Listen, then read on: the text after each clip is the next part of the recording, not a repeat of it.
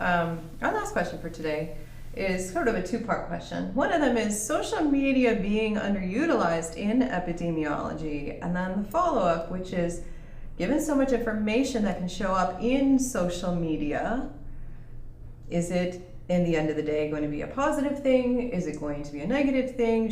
How should we be sharing scientific information with the public and being a part of the conversation that may be social networked through social media? So first, I know, right? So you're asking great questions. What's its role in epidemiology, and then what's sort of our intersection with it? So I'll take a stab at that, and obviously the best person to answer that would be Marcel Salaté, who's not with us this semester, but Marcel is really doing trailblazing work in digital epidemiology, and myself and Marcel are working on something about social media and epidemiology, but epidemiology of plants. So we've constructed something called Plant Village to do this very thing, leverage the power of the mobile phone in people's pockets to make a worldwide map of disease and plants and how we might control this. I think it's really crucial to emphasize that social media is really just growing out of humans' innate desire to share information, and we've always been doing that.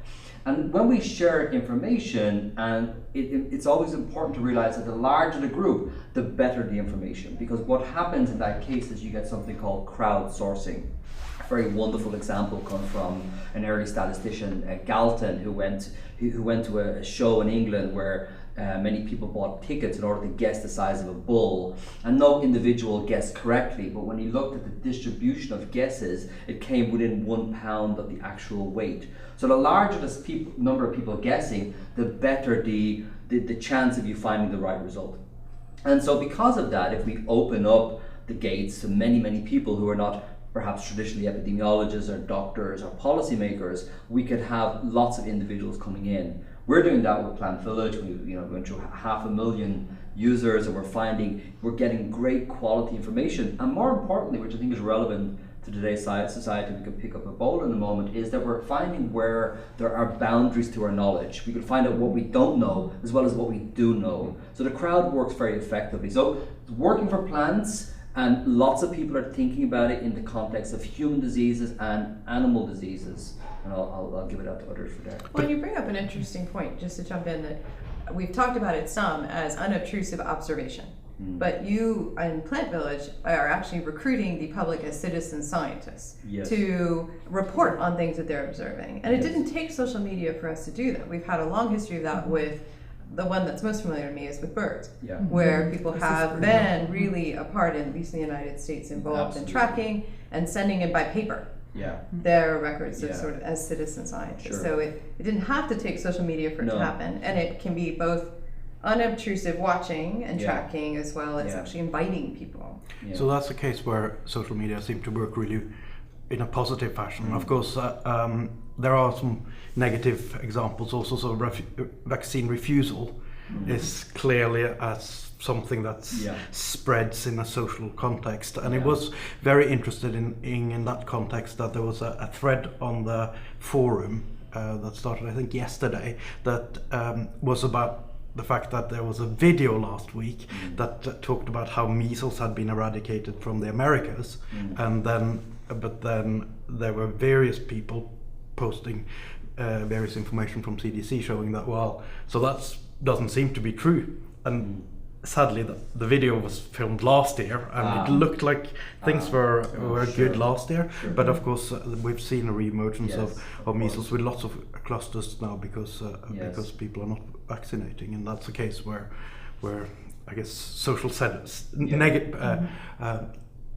non-constructive social sentiment is spread in social. And I guess the antidote there, and we definitely need an antidote, is to increase the size of the crowd. So to it's not as if you're going to reverse that trend. People in forums can have polarizing views, and especially when we have celebrities in the case of the vaccine controversy actually driving that because you have a larger megaphone.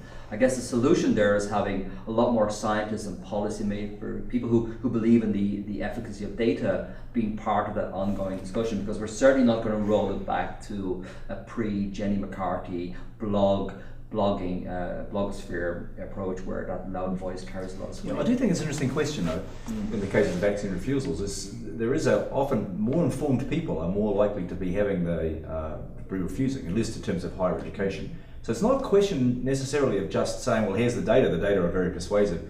Somehow the messaging needs to be handled well. And I think from the vaccine refusal perspective, we need a Jenny McCarthy of the pro-vaccine camp. It's not actually the data, there's no question about the data, it's a question of getting the messaging right. Sure. And in this social media world, we need to be able to do it short, punchy, no wishy-washy scientific stuff. It needs to be. Yeah. So just to illustrate a counterexample to that, and what's actually taking place with Ebola at the moment. What's taking place? There was a review. I think it was done by CNN actually, but they showed that people in America trust what the government would do on Ebola. They don't trust what the government's going to do, but they trust what they're going to do with Ebola. In West Africa, you do not trust at all what the government's going to do on anything to do with health. So where is it you get your information from when you live in Africa? It's not from the public health system, it's not from the government, you get it from your local villages.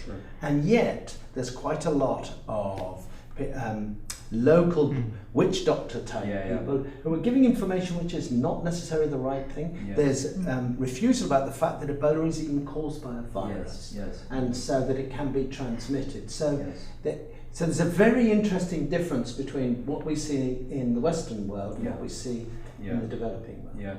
So I actually bring some data to the table on this, not about Ebola or human diseases, but about plants. So Hershey Chocolate did a really great campaign in West Africa, Ghana and the Ivory Coast, where they wanted to educate people about plant diseases, which were devastating for their livelihoods, particularly on cacaos. And they set up this wonderful system of sending out messages, Live to Grow, where they sent out, I think, 1.2 million SMS messages over the course of 2 years, and they saw great returns, great productivity. The very first message they sent out was, the disease is not caused by voodoo. And it's really important when you're working in these landscapes, you have to recognize these problems, work with local people very effectively. Many of them are going to be religious leaders in communities, and realize what's germane to the local knowledge base and then speak to that. I think that's really crucial. But one response has been, well, if we're going to have misinformation out there because we've said anything, then maybe the solution is just stop talking. Maybe we should just stop sharing information. That's one of the policy responses. I have to say that makes me feel very nervous. I think as soon as we start treating the public as something we need to not trust, hide information from, that's bad things lie that way. I think actually the onus is more on us to get the messaging and the clarity out rather than to hide information. That I totally agree. This is totally wrong. This is Stalin like Russia when you start talking like that. So we've got to give them but this is a problem that the public often have, is that you as a scientist might say something and I say something that I disagree with, and we're happy with that because we have different perspectives. But the public finds that difficult. They want to know what to do. They do not embrace uncertainty, and uncertainty is difficult. It's difficult to handle. I think we're just not being Socratic. We have to realize, and get that message across that we just don't know many answers, and people have to understand that. It's really a crucial element. And that they should fund our research. They should fund our research. My research more than yours. No. I totally disagree with that. Did I miss it?